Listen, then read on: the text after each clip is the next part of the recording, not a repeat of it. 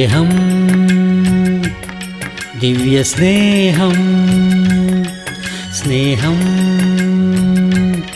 ദിവ്യസ്നേഹം. നിന്റെ കയ്യിലുള്ളത് എത്ര വിലയേറിയതാണെന്നോ എത്ര ശക്തിയുള്ളതാണെന്നോ അതൊന്നും ദൈവത്തിന് വിഷയമുള്ളതല്ല. നിന്റെ കയ്യിൽ എന്താണുള്ളത്? ചില ആളുകളെ സംബന്ധിച്ച് ദൈവം നല്ല കഴിവുകൾ കൊടുത്തിട്ടുണ്ട്. ചിലർ ഇതുപോലെ നല്ലതായിട്ട് കീബോർഡ് വായിക്കും, ചിലരാണെങ്കിൽ നന്നായിട്ട് തബല വായിക്കും. തബല വായിക്കുന്ന ആളുകളെ നിങ്ങൾ ശ്രദ്ധിച്ചു നോക്കുക. എത്ര വേഗത്തിലാണ് അവരുടെ വിരലുകൾ ചലിപ്പിച്ച് വളരെ താളത്തോടെ ചെയ്യുന്നത്. നിങ്ങൾ അങ്ങനെ ചെയ്യുമോ? നമുക്ക് ചെയ്യാൻ കഴിയുമോ? നമ്മൾ കൂടി വന്നാൽ കൈയടിക്കുമായിരിക്കും അല്ലേ? ചിലർ ഒരുപാട് കഷ്ടപ്പെടും, അധ്വാനിക്കും. അതും ഒരു ദൈവത്തിൻ്റെ വരമാണ്. വിയർപ്പ് ഒഴുകുമ്പോഴും ശരീരം ക്ഷീണിക്കുമ്പോഴും അവർ ആഗ്രഹിച്ചതായ പണി തീർക്കുന്നതുവരെ അവർ കഷ്ടപ്പെടും. കൂടുതലും കൃഷി ചെയ്യുന്ന ആളുകൾ, ഹാർഡ് വർക്ക് ചെയ്യുന്നതായ ആളുകൾ ഒരുപാട് അധ്വാനിക്കും. അധ്വാനശീലൻ എന്നൊക്കെ പറയുന്നത് കേട്ടിട്ടില്ലേ? എന്നാൽ മറ്റു ചില സുഖലോലുപതയിൽ ജീവിക്കുന്നവർ കേട്ടിട്ടില്ലേ? അതുപോലെ അടുത്തതെന്താണ്? ഓർഗനൈസ് ചെയ്യുന്നത്. ഓർഗനൈസേഷൻ. ഏതാണ് ആദ്യം ചെയ്യേണ്ടത്, ഏതാണ് പിന്നെ ചെയ്യേണ്ടത്, പ്രയോറിറ്റി ഏതാണ് പ്രധാനം, ഏതാണ് അപ്രധാനം എന്നുള്ളത് വേർതിരിക്കാൻ ആവശ്യമായ ജ്ഞാനം ചിലർക്ക് ഉണ്ട്. ചിലരാണെങ്കിൽ എല്ലാ പണിയും കൂടെ ഒരുമിച്ച് ചെയ്യാൻ വേണ്ടി നോക്കും. ഏതാണ് ആദ്യം ചെയ്യേണ്ടത്, ഏതാണ് പിന്നെ ചെയ്യേണ്ടത്? പരീക്ഷയിൽ പലരും പരാജയപ്പെടുന്നതിന് കാരണം അവർ നല്ലവണ്ണം പഠിക്കുമായിരിക്കും. എല്ലാ ക്വസ്റ്റ്യൻസിലും കുറച്ച് ക്വസ്റ്റ്യൻസ് അവർക്ക് അറിയില്ലായിരിക്കും. അവർ എന്തു ചെയ്യുമെന്നറിയാമോ? അറിയാത്ത ക്വസ്റ്റ്യനെ കുറിച്ച് ആലോചിച്ച് ഇരിക്കുമ്പോഴായിരിക്കും മണിയടിക്കുന്നത്. അറിയാവുന്ന ഉത്തരം അവർക്ക് എഴുതാൻ കഴിയില്ല, സമയം കിട്ടില്ല. ആദ്യം അറിയാവുന്നത് എഴുതണം, പിന്നീട് അറിയാത്തതിനെ കുറിച്ച് ചിന്തിക്കണം എന്നുള്ള ആലോചന. ഇങ്ങനെയുള്ളതായ ഈ ജ്ഞാനം നമ്മുടെ ഇടയിൽ ചില ആളുകൾക്ക് കുപ്പയിലെ മാണിക്യത്തെ പോലെ. കുപ്പയിലെ മാണിക്യമെന്ന് പറയുമ്പോൾ അതിൻ്റെ അർത്ഥം എന്താണ്? അതറിയാൻ കഴിയില്ല, അതിൻ്റെ വില അറിയത്തില്ല. എന്നാൽ കുപ്പയിൽ കിടക്കുന്ന മാണിക്യത്തെ എടുത്തിട്ട് അത് ശുദ്ധിയാക്കി വെളിയിൽ കൊണ്ടുവരുമ്പോഴാണ്, അതിൻ്റെ തിളക്കം കാണുമ്പോഴാണ് വിലയറിയുന്നത്. അല്ലാതെ അത് അറിയാൻ കഴിയില്ല. ചില ആളുകൾക്ക് എന്നിൽ ഈ പ്രത്യേകതയുണ്ട്, എന്നിൽ ഈ താലന്ത് ഉണ്ട്, എന്നിൽ ദൈവം എനിക്ക് നൽകിയിരിക്കുന്ന ഈ താലന്ത് ഉണ്ട് എന്നുള്ള വിഷയം അറിയാതെ തന്നെ അവർ അതിനെ മൂടിവെക്കുകയാണ്. ചില ആളുകൾക്ക് അറിയാമെങ്കിലും ഒരു താലന്ത് കിട്ടിയവൻ എന്താണ് ചെയ്തത്? കുഴിച്ചിടാനിടയായി. കുഴിച്ചിടുക എന്ന് പറയുമ്പോൾ അത് മറച്ചു വെച്ചു എന്നല്ല പറയുന്നത്, അത് കുഴിച്ചിടുകയായിരുന്നു. എങ്ങനെയാണ്? മണ്ണ് മാറ്റി കുഴിച്ച് അതിനുശേഷം മൂടിക്കളഞ്ഞു. കുഴിച്ചിടുക എന്ന് പറയുമ്പോൾ അടക്കം ചെയ്തു. അടക്കം ചെയ്യുന്ന ആരെയാണ്? ജീവിച്ചിരിക്കുന്നവരെ, മരിച്ചവരെയാണോ? നോക്കൂ, ആരെയാണ് അടക്കം ചെയ്യുന്നത്? അതായത് ഇതെനിക്ക് വേണ്ട, ഞാനിത് ഉപയോഗിക്കില്ല. ഒരുപക്ഷെ ദൈവം വന്ന് ചോദിക്കുകയാണെങ്കിൽ ദൈവത്തിൻ്റെത് തിരികെ കൊടുത്തേക്കാം എന്ന രീതിയിൽ അനേകം ആളുകൾ ഈ കാലത്ത് അവരുടെ താലന്തുകളെ കുഴിച്ചിടുന്നുണ്ട്, ഇന്ന് ഉപയോഗിക്കുന്നില്ല, അവയെ മൂടിവെക്കുന്നു. ഈ ദിവസം നിന്റെ കയ്യിൽ എന്തുണ്ട്? ഞാൻ ദൈവത്തിന് വേണ്ടി ഉപയോഗിക്കപ്പെടണം എന്ന് പറയുന്നതായ വ്യക്തിയുടെ കയ്യിൽ തീർച്ചയായിട്ടും ബൈബിൾ ഉണ്ടായിരിക്കണം, തീർച്ചയായിട്ടും അവന് വിശ്വാസമുണ്ടായിരിക്കണം, തീർച്ചയായിട്ടും ദൈവത്തിൻ്റെ സന്നിധിയിൽ സമർപ്പിക്കണം. അതിനുശേഷം ഞാൻ എങ്ങനെ ഉപയോഗിക്കപ്പെടണം, എന്നെ എങ്ങനെയാണ് ഉപയോഗിക്കുന്നതെന്ന് ചോദിക്കുമ്പോൾ ദൈവം ചോദിക്കും, നിന്റെ കയ്യിൽ എന്താണുള്ളത്? അജാനുബാഹുവായിരുന്ന ഗോലിയാത്തിനെ കൊല്ലുന്നതിന് വേണ്ടി ദൈവം ദാവീദിനെയാണ് ഉപയോഗിച്ചത്. ദാവീദിന്റെ കയ്യിൽ എന്താണ് ഉണ്ടായിരുന്നത്? അവന്റെ കയ്യിൽ ഉണ്ടായിരുന്നത് എന്താണ്? അവന്റെ കയ്യിൽ എപ്പോഴും രണ്ട് കാര്യങ്ങൾ ഉണ്ടാകുമായിരുന്നു. ഒന്ന് 10 കമ്പിയുള്ള കിന്നരം, അടുത്തത് വെളിയിലേക്ക് പോകുമ്പോൾ ഒരു കവണയും. അതായത് കല്ല് വെച്ച് എയ്തുവിടുന്നതായ, 2 കമ്പുകൾക്കിടയിൽ വലിച്ചു കെട്ടിയതായ ഒരു വള്ളിയിൽ വെച്ച് എയ്തുവിടുന്നതായ ഒരു കവണ. ചെറിയ പക്ഷികളെ വേട്ടയാടുവാൻ ഉപയോഗിച്ചിരുന്നതായ കവണ. അതിനെ ദൈവം ഉപയോഗിക്കാനിടയായി. ശൗലിനെ ഭൂതം ബാധിച്ചു. മന്ത്രവാദികൾ വന്നു, ജ്ഞാനികൾ വന്നു, ഒരുപാട് പരിശ്രമങ്ങൾ നടത്തി. വൈദ്യന്മാർ വന്നു, ഒരുപാട് പരിശ്രമം നടത്തി, പക്ഷെ പോകുന്നില്ല. എന്നാൽ ദാവീദ് കിന്നരവുമായിട്ട് വന്നു. കിന്നരം വായിച്ചുകൊണ്ട് ദൈവത്തെ സ്തുതിച്ചപ്പോൾ ദുരാത്മാവ് ശൗലിനെ വിട്ടിട്ട് കടന്നുപോയി. ചിലർ ഭൂതങ്ങളെ പുറത്താക്കുന്നതിന് വേണ്ടി ഒച്ചയും ബഹളവുമൊക്കെ ഉണ്ടാക്കാറുണ്ട്. ഭൂതത്തെ പുറത്താക്കുവാൻ ദൈവത്തെ പൂർണ്ണ മനസ്സോടെ നീ ആരാധിച്ചാൽ നിന്റെ അടുക്കിലേക്ക് പിശാച് വരില്ല. ആർക്കെങ്കിലും ഭൂതം ബാധിച്ചിരിക്കുന്നു എന്നുണ്ടെങ്കിൽ അതിൻ്റെ അർത്ഥം ഒന്നാമത് അവന് ഭയമാണ്, രണ്ടാമത് ദൈവത്തോട് അവന് കോപമുണ്ടെങ്കിൽ, ദൈവത്തോട് പിറുപിറുക്കുന്ന സ്വഭാവമുണ്ടെങ്കിൽ തീർച്ചയായിട്ടും പിശാച് അവൻ്റെ മേൽ അധികാരം കാണിക്കാനിടയാകും. ദൈവത്തെ സ്തുതിക്കുന്ന വ്യക്തിയെ പിശാചിന് തൊടാൻ കഴിയില്ല. നിന്റെ കയ്യിൽ എന്താണുള്ളത്? നിന്റെ കയ്യിൽ എന്തുണ്ട്? സൂചിയുണ്ട്. സൂചി കണ്ടിട്ടുള്ളവർ കൈ ഉയർത്താമോ? സൂചി കണ്ടിട്ടുണ്ടോ നിങ്ങൾ വീട്ടിൽ സൂചി സൂക്ഷിച്ച് വച്ചിട്ടുണ്ടോ? അതോ ആവശ്യമുള്ളപ്പോൾ വാങ്ങിക്കുകയാണ് ചെയ്യുന്നത്? വാങ്ങിക്കും, അത് കാണാതെ പോയി ഇവിടെ പോയെന്നറിയില്ല, പിന്നെയും വാങ്ങിക്കും, വീണ്ടും കാണാതെ പോവും, വീണ്ടും വാങ്ങും. അതോ ഉണ്ടോ? വീട്ടിലൊരു സൂചിയുണ്ടോ?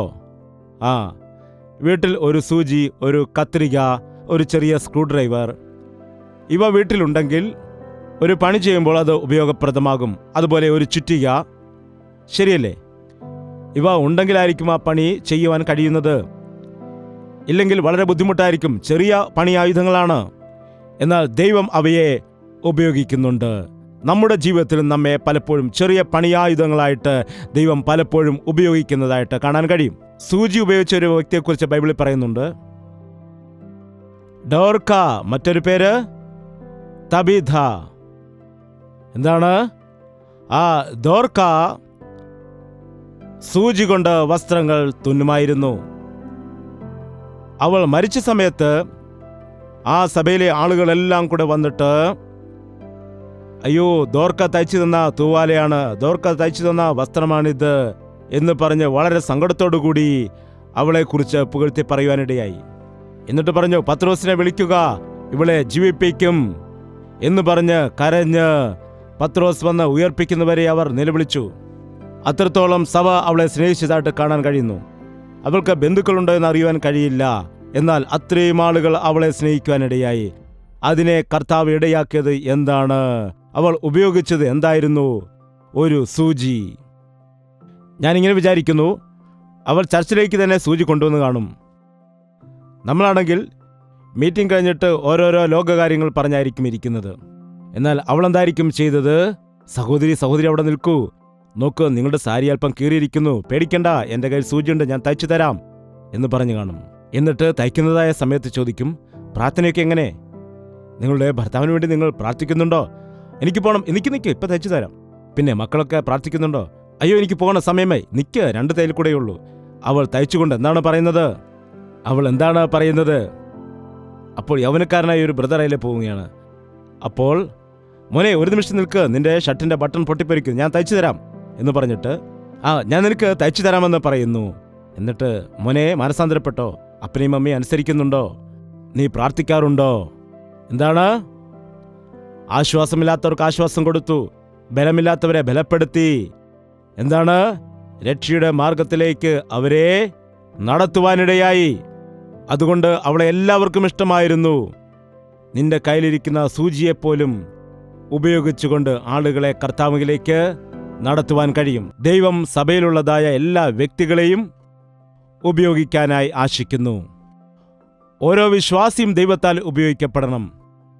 ഓരോ വിശ്വാസിയുടെ ജീവിതത്തിലും ദൈവത്തിൻ്റെ പ്രത്യേകമായ ഉദ്ദേശങ്ങൾ ഉണ്ട്. ഓരോ വിശ്വാസിക്കും ഓരോ പണിയുണ്ട്. സമാഗമന കൂടാരത്തിൽ ഫലകങ്ങൾ വയ്ക്കുമായിരുന്നു. അവയെല്ലാം തന്നെ വ്യത്യാസമായിട്ടാണ് ഇരിക്കുന്നത്. എന്നാൽ അവ ചേർത്ത് വെച്ച് കെട്ടുന്നതായ സമയത്ത് അത് ചേർന്നൊരു മതിൽ പോലെ ആകുന്നതായിട്ട് കാണുമായിരുന്നു. ഇന്നുള്ളതായ വിശ്വാസികൾ അങ്ങനെ ഐക്യമത്യത്തോടു കൂടി ഒരാളോട് യോജിച്ചുകൊണ്ട് കർത്താവിൻ്റെ നാമത്തിൽ ഉപയോഗിക്കപ്പെടണം. ദൈവം അതിനാണ് വ്യത്യസ്തമായ താലന്തുകൾ തന്നിരിക്കുന്നത്.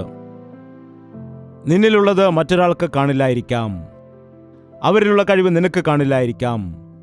അതുകൊണ്ട് ഞാനാണ് വലുത് എന്ന് നീ പറയുകയാണെങ്കിൽ നിന്നെക്കുറിച്ച് നിനക്ക് വ്യക്തമായിട്ട് മനസ്സിലാക്കുവാൻ കഴിയില്ല. അതുപോലെ മറ്റുള്ളവർക്ക് നീ ഉപയോഗപ്രദമായി മാറുകയില്ല.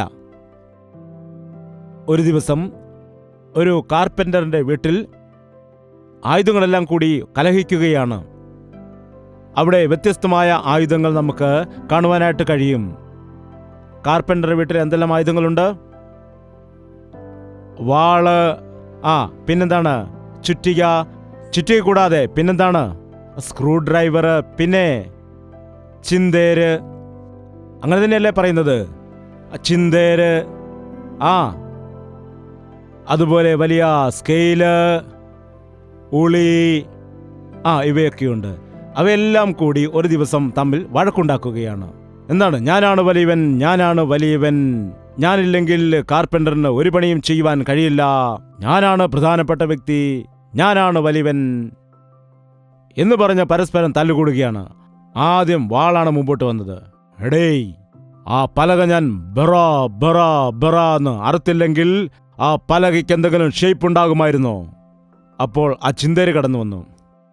ചിന്തേര് വന്നിട്ട് പറയാണ്, നീ എത്രത്തോളം മുറിച്ചാലും ഞാൻ അതിനെ ചുഷു എന്ന് മിനുസമാക്കിയില്ലെങ്കിൽ അത് മിനുക്കമുണ്ടായിരിക്കുമോ? അടുത്ത ആൾ വന്ന് പറഞ്ഞു, നിങ്ങൾ എത്ര കഷ്ണമാക്കിയിട്ടാലും ഞാൻ വന്നിട്ട് ആണി വെച്ച് ഠപ്പാ എന്ന് അടിച്ചില്ലെങ്കിൽ അതൊക്കെ ചേരുമോ? അപ്പോൾ ഒരാൾ വന്നു, നിനക്കെങ്ങനെ അടിക്കാൻ മാത്രമേ അറിയുകയുള്ളൂ, നീ അങ്ങനെ ആണി വെച്ചടിക്കുമ്പോൾ ചില പലകൾ പൊട്ടിപ്പോകാറുണ്ട്, ഞാനാണെങ്കിൽ വന്ന് സ്മൂത്തായിട്ട്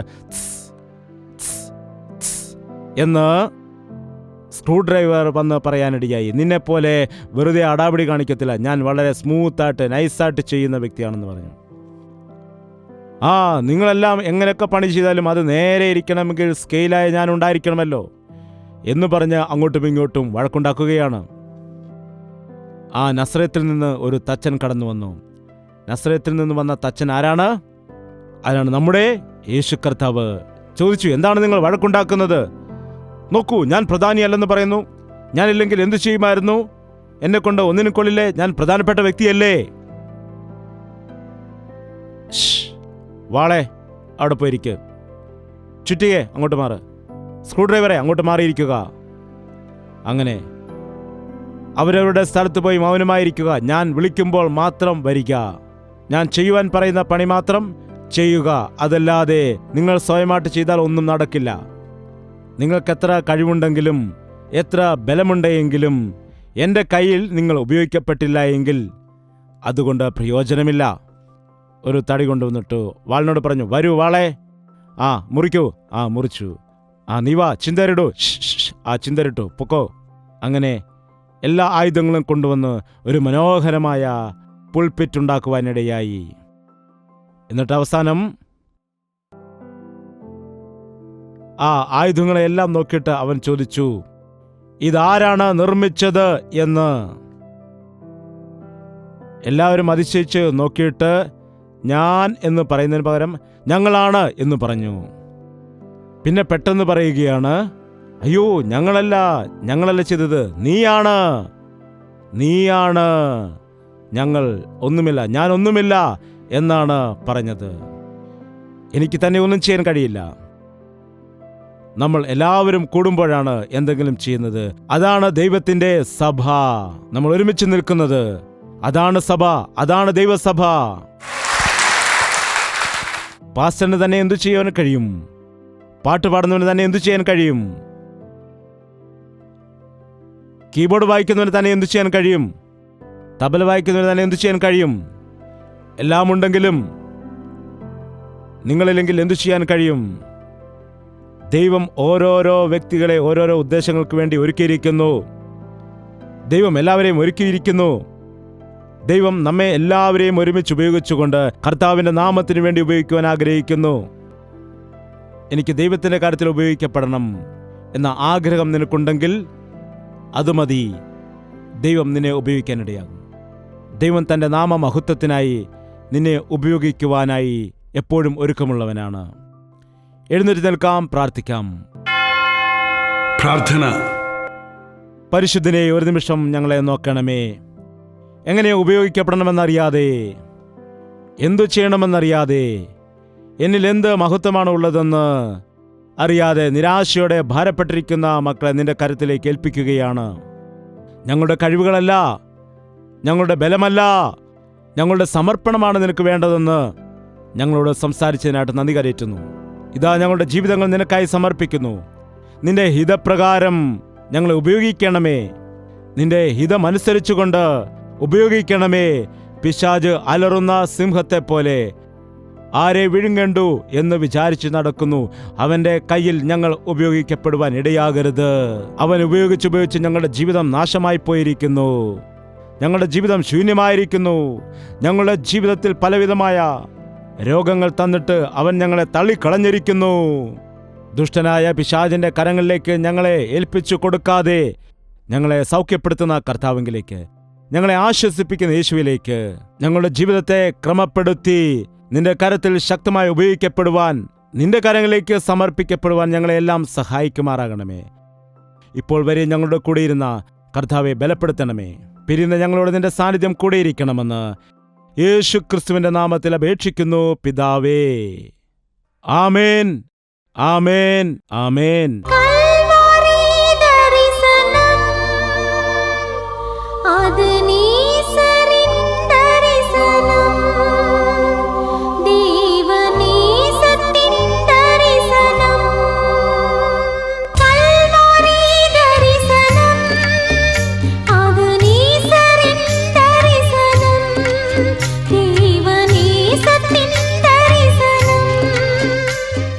യേശുവേ, യേശുവേ, യേശുവേ, യേശുവേ, യേശുവേ, യേശുവേ, യേശുവേ. നിന്നെ നിന്നെ എന്നും ഞാൻ സേവിക്കും. നീ മാത്രം രാജാവെന്നും.